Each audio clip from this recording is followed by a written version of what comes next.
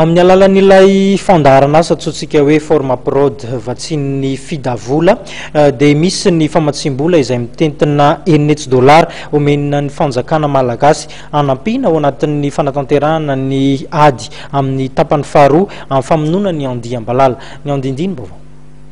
Notanterahana androany teny amin'ny ministeran'ny fambolena ny fanaovan-tsiny teo amin'ny ministeran'ny fambolena sy ny fampiroboroboana ny tontolo ambanivohitra tamin'ny alalan'ny fandaharan'asa forma prod izay vatsian'ny Fonds international de développement agricole na FIDAVOL sy mivondra ny firenena mikambana misahana ny fambolena sy ny sakafo na ny FAO.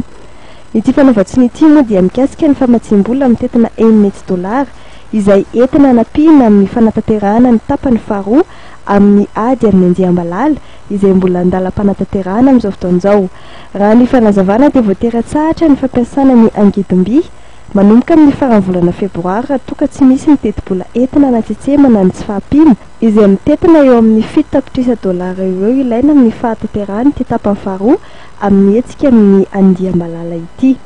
Vonina anohy ny ezaka sy fanohanana mba hahavitan'ny ady amin'ny andiam-balala hatramin'ny farany moa izay maharitra 3 taona ny FAO. Ity ady amin'ny andiam-balala ity moa izay natao indrindra mba hisiany ny fanajariana ara-tsakafo ho an'ny olona misy 13 tapitrisa.